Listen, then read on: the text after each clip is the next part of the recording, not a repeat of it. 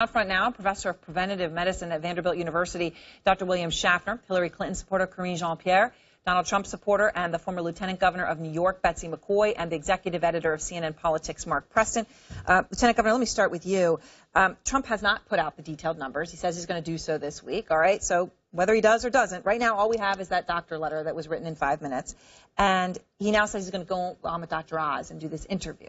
He says he's going to be transparent. It's going to be entertaining. But entertaining it may be, but Dr. Oz is saying he won't ask anything Donald Trump wants to answer. How does that give us anything? No doctor will discuss his or her patient beyond what the patient has permitted. That's true whether it's Dr. Lisa Bardak or whether it's Mehmet. No matter who it is, no doctor is going to go on television and discuss a patient more broadly or with more detail than the patient has already conceded to. That's just the way it is with the HIPAA laws.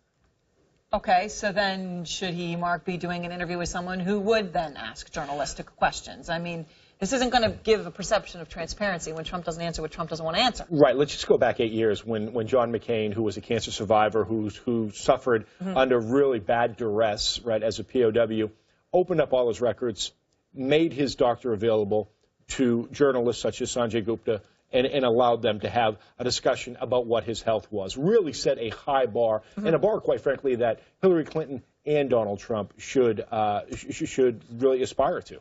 So, Doctor, let me ask you, because part of the issue here, of course, is that you're talking about people who, you know, Ronald Reagan was the oldest president. You'd have Donald Trump, who would be older at election. Hillary Clinton would be the second oldest. Right now, just looking at these numbers, asking more of them because of their age would fit with what the airline industry does, mandatory retirement age of 65. 73%, three-quarters of companies in the S&P 500 have a mandatory retirement age for board members. Half of them put that age at 72. Do people who want to be president of the United States also owe more to the American people? Well, Erin, if you're talking to me, yes, I think so. Sure, we have this terribly important office, and we would like to have that information. We'd like to get some assurance that these are people who are sufficiently fit, that they can conduct their office appropriately, make the important decisions over the next 4 years. So, yes, I'm all in favor of transparency and think it's a good idea. So, Lieutenant Governor, the Minority Leader, Harry Reid, is weighing into this. Okay, now, let's just be fair. He said Mitt Romney paid zero taxes. That ended up being a complete falsehood. It was absolutely untrue. He now, though, is waiting about the falsehood afterwards. Okay, here, though, he's wading into the health debate against Donald Trump, and something that maybe others have noticed. Here he is. He complains about her health. What does he do? He's 70 years old. He's not slim and trim. He brags about eating fast food every day. Look at his health a little bit. Look, Harry Reid has no honor. I wouldn't pay attention to anything he says. He is trying to repeat the assault, the very false assault he made on Mitt Romney. But let me just say this. Mrs. Clinton has red flagged her own health. Generally, aging involves some sort of trade-off between wisdom and recall. And Mrs. Clinton has told us that she has a problem with recall. When she was being interviewed by the FBI, she said again and again she didn't recall. She didn't recall. That was, of course, in the immediate aftermath of her injury. No, it was not. Let me finish.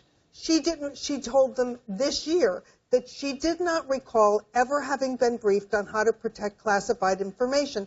And she explained to the FBI, pointing directly to her concussion and her cerebral vein thrombosis as the reason for her failure to recall. So she has raised that issue.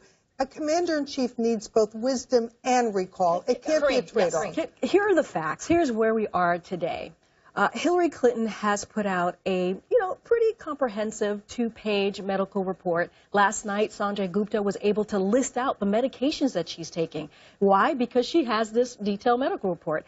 Is he able to do that for Donald Trump? Absolutely not. Because why not? We do not have anything from Donald Trump. Donald Trump released a 1-letter, 4-page paragraph laced with superlatives and basically saying he's positive for everything. So that's where we are as far as the facts of what we know about Hillary Clinton and what we know about Donald Trump. And she said she's going to put out more information. So there is a double standard. There's absolutely a double standard. That's what Harry Reid was trying to say. He put out decades of personal taxes. He has not put out anything. Separate from the medical. Dr. Schaffner, let me say, though, Donald Trump, do you think that this interview with Dr. Oz will answer any questions when Dr. Oz has said he won't ask anything Donald Trump is not comfortable answering? Well, I'm not convinced at all that the television show is the appropriate venue. I'd like to see Fair a point. Fair perfectly point. reasonable letter from Mr.